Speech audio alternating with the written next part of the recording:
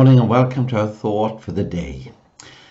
I want to read to you just a portion of a verse from Nahum chapter 1, and it's verse 12. And the last part of the verse says this: Though I have afflicted thee, I will afflict thee no more. Though I have afflicted thee, I will afflict thee no more. And the heading I've given to my thought this morning is this: spare the rod and spoil the child. Let's look at verse 12 of our reading. Though I have afflicted thee, I will afflict thee no more. Thanks be to God that if you're having a hard time, you'll know that the time will come to an end soon. God allows times of trial, times of testing for our benefit. Oh, we don't think so when we're going through them. But very often, once we've gone through them, we understand why He has allowed it all. Times of trial, times of testing, and He also allows them to come and He also removes them.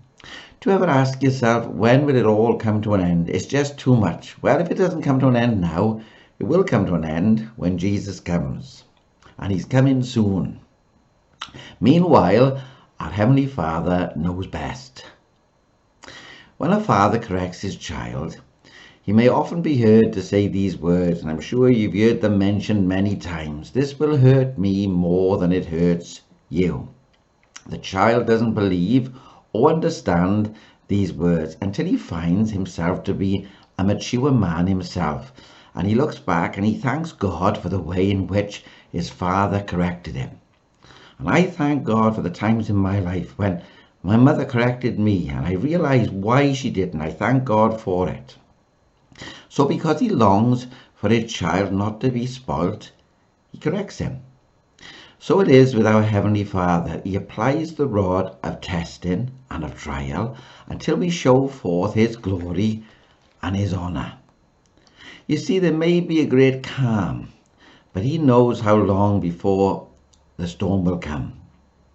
But the same God who is with us on the mountaintop is the same God that is in the valley. And when we go through our times of difficulty, we know that God has brought us through. What about Job? We could think of Job, but there's a little verse in Job. It's chapter 23, and it's verse 10, and it says this: But He knoweth the way that I take. When He hath tried me, I shall come forth as gold.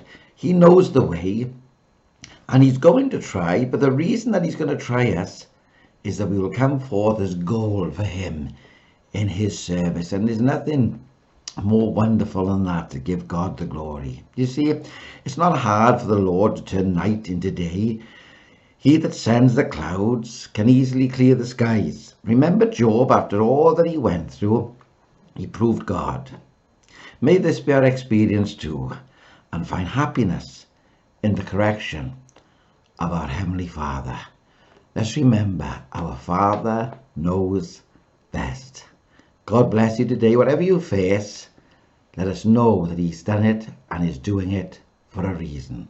God bless you.